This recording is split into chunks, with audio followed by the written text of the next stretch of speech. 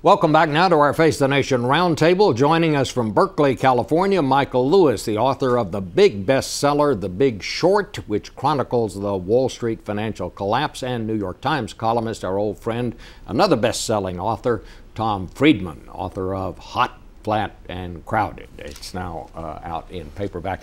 Michael, let me start with you. Larry Summers says that the administration does believe that no institution now is too big to fail. Do you think that's what they believe? Well, that's not true right now, but do I think they believe that after they pass this legislation that will be true? Yes, I do think that. I do believe that. I think that the only kind of quibble I have with their position right now is that they really are squashing talk about the leverage that the big banks are running. I mean, there's a movement to put a hard cap on how much risk these firms can take, and the administration doesn't, for whatever reason, seem to want that, and that's unfortunate because leverage is at the heart of the problem, and it's surprising it isn't addressed in the bill. But just generally, I think the bill is a force for good. I mean, we've got a financial system that is so radically disconnected from the productive economy, and too big to fail is only really one issue. You want our financiers to be incentivized to create wealth, not to destroy it. And right now, they're incentivized to destroy it. You know, I think your book, and I'm going to give you a big endorsement here right now, which I don't know if that helps or hurts your book, but it does the best job that I have seen thus far of explaining what actually happened. And one of the things that your book points out is that some of these traders who were putting together these packages, these derivatives, they didn't themselves even know what was in these things. And now we're talking about new legislation, but how do you legislate and correct things where the people involved don't even know what they're doing? Yeah, no, it is extraordinary, the level of just kind of sheer incompetence at the center of the system. I mean, the story I tell is the story of a handful of people who kind of saw this coming from back in 2005. And giving lie to the many CEOs on Wall Street who would like you to believe that no one could have seen it coming, because some people did indeed see it coming, including some traders at Goldman Sachs.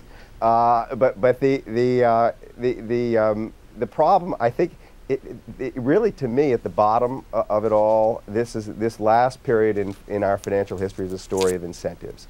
That people were incentivized essentially not to see the truth right in front of their eyes. That if you pay someone huge sums of money not to see a coming financial collapse, they won't see the coming financial collapse. If you pay them huge sums of money to lend trillions of dollars to people who will never repay the loans, they'll do it. And so the question is how you rejigger the incentives inside the financial system. And the bill does get at this. You know, it's easy to just say, no, it's all bad, but it's not all bad. Actually, the bill's got some really important things in it, and there are other important things that are being discussed. And I think the big thing is the politics of this issue has changed so radically, very fast, right. And the possibilities are now endless. All right. Well, let's go to Tom Friedman. You are here in Washington, Tom.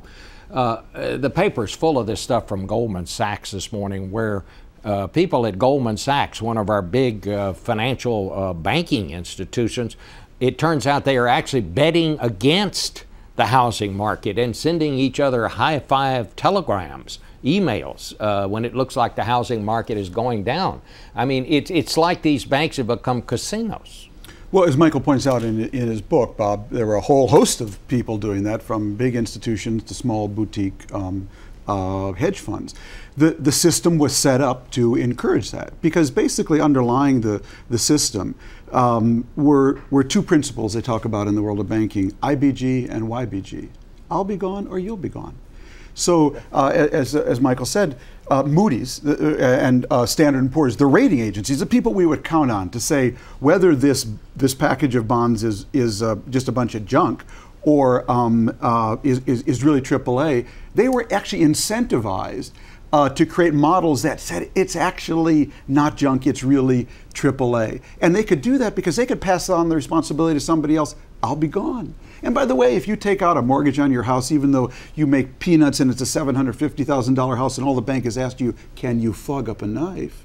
If you do that, no problem. You can't pay it off. You'll be gone. So there was a huge ethical breakdown underneath the whole thing because, as Michael said, the incentives were so great the other way. Why is there so much opposition to this bill? I mean, when we read of these outrages in the paper, and yet Republicans say these reforms won't work. Yeah, we need reforms, but not these reforms.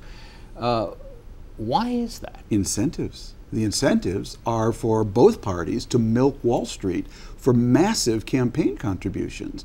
And therefore, they're on this knife edge between the interests of the voters, which is to regulate, bring transparency and some kind of limits to this banking system, and their own party interests, which are to milk this industry for all they can. So, Michael, what needs to happen now? I mean, how would you judge the shape of Wall Street right now? We know what happened in 2008. We know about the big bailouts that came and all of that. But how would you, is Wall Street healthy now? Oh, God, no. Nothing's changed. In fact, it almost built into the bailout was the assumption that nothing would change for a while, because we've been in the system for 18 months now where essentially the government is gifting the banks out of their problems. And so the last thing it's wanted to do is to attack these firms' revenues with financial reform. And financial reform, if it is done well, will reduce the profitability of these enterprises. Nothing has changed. Nothing important except, well, that's not fair. Two things. One is that the traders at big Wall Street firms who previously were playing with shareholders' money are now paying with taxpayers' money. So that it's now pretty explicitly understood that the gains are privatized and the losses are going to be socialized. But the other thing that's changed that's more hopeful is that the relationship of these institutions to the larger society has clearly changed. In that there was a time not long ago when they were essentially an unquestioned master class, and now they are viewed as almost enemies of the state. And the problem that politicians have that want to stand up or want to stymie reform is nobody wants to stand up and say that's what they want to do. All right. There's been a big change in public sentiment. It just hasn't found political expression yet. Tom Friedman, I want to ask you about this business now that the administration has decided to postpone bringing up the climate change bill. I know you write a lot about that. What do you make of what's going on here? This is a disaster, Bob. This is a travesty. Basically, we are about to see the first bipartisan legislation for radical move toward more green energy, more green jobs, and putting a price on carbon. It was all set up for Monday. We had Lindsey Graham, Kerry, Lieberman, industry was coming down. The administration, for its political reasons, decided it wants to elevate immigration. Lindsey Graham is completely isolated on the Republican side. I think he freaked out a little bit here at the end.